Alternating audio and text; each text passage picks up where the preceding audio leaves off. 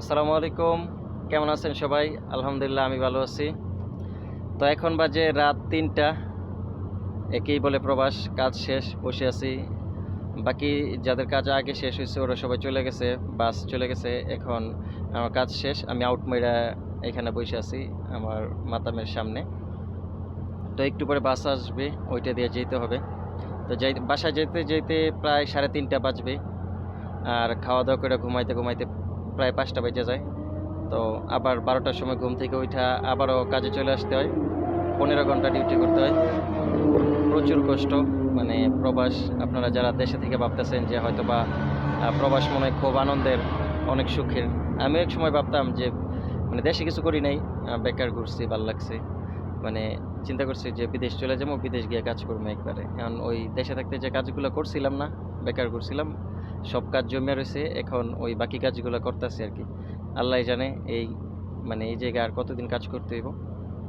তো আমি একটু দেখাই যে আমি কোথায় কাজ করি। এই যে দেখেন পিছনে, এই যে মার্কেট, আমার পিছনে আছে স্টারবাকস, আর এদিকে মেইন রোড। আর আমি এখন যে জায়গায় আছি এই জায়গা থেকে একটু ওইদিকে আমার বাসা। মানে এই যে আমার পিছন দিকে আমার বাসা।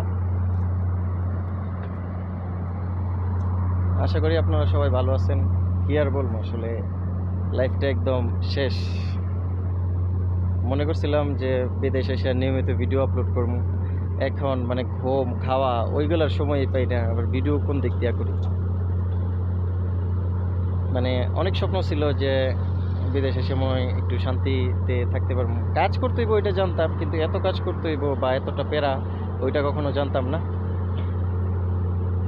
তো সবাই আমার ভিডিও যারা যারা দেখেন, অনেক দিন যাবৎ ভিডিও দিতে পারি না।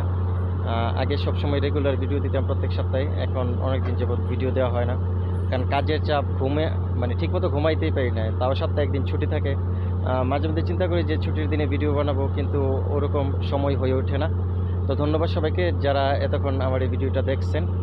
আর যারা বিদেশে আসবেন অবশ্যই চিন্তা ভাবনা করে আসবেন যে এইখানে আসলে কষ্ট করতে হইব, পরিশ্রম করতে হইব।